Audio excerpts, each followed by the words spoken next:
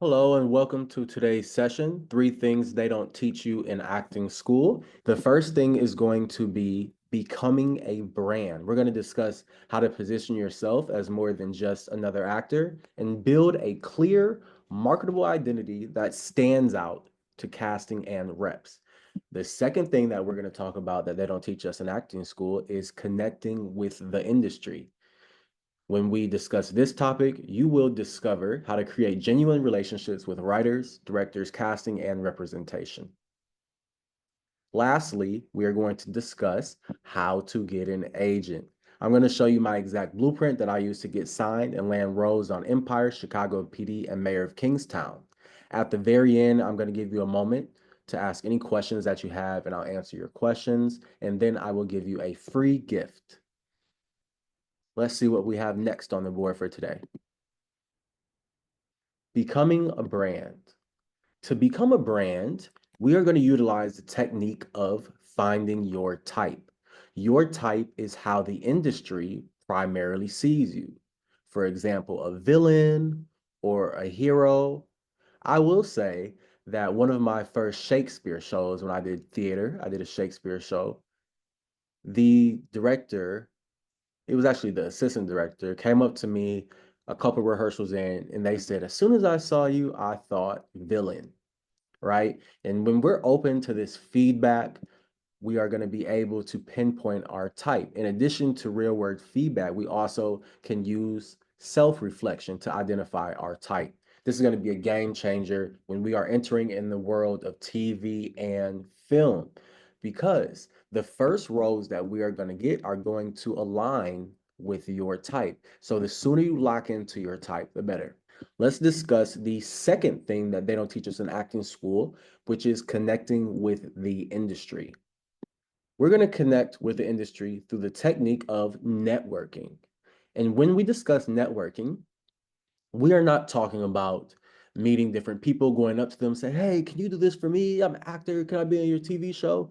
That is not how we network in this industry. How we network is by creating a genuine connection. If you see somebody, and you happen to have retro Jordans and they're wearing retro Jordans right now. That's something that you could connect over and have a discussion over that is not acting. Anything that you can find that is not acting related to build that connection, the better. You can find these industry players at online and in-person events. So I would recommend that you attend those anytime that you can. There's going to be two different types of actors. There's going to be the first type, which is going to be the actor that relies on their agents to do all of the work. The second type of actor is going to attend every networking event possible. Now I'm going to ask you a question. Which one do you think works more? I'll give you a moment to go ahead and shoot that in the chat. All right. The second type of actor works more, the one who attends every networking event possible and doesn't rely on just their agent to do all the work. Let's discuss the third thing they don't teach us in acting school. That is how to get an agent. There's going to be two methods that we can use to get an agent. The first one is going to be the slower method, and this is our four-step plan.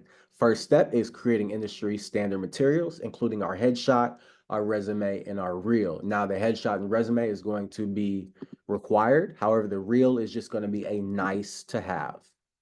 Secondly, we should create a database of our potential agents and then submit to them. Thirdly, we should prepare for ongoing acting training. This is going to be really key. I graduated from University of Michigan, studied acting, and then I, got into the real world, the real industry, and I started auditioning. I started signing with agents, but there was no training for a couple years, and this limited my growth, and I decided that I should start training again. And when I decided to train again, this is when everything unlocked for me again. And I saw my craft constantly grow. The learning doesn't stop when we graduate from college. We should plan to keep training a part of our monthly schedule, our yearly schedule, so we can constantly get better, and constantly stay sharp within our craft. Think of it just like the gym. If we get in shape, we don't just stop going to the gym. No, if we're in shape, then we have to maintain that shape, right? We have to eat right, we have to exercise right, and that's the same thing with our acting career. We have to keep our tool sharp, and we are our tool. Lastly, following Lights Camera Ready on Instagram for free acting resources and tips. This is going to be our slower method to get an agent.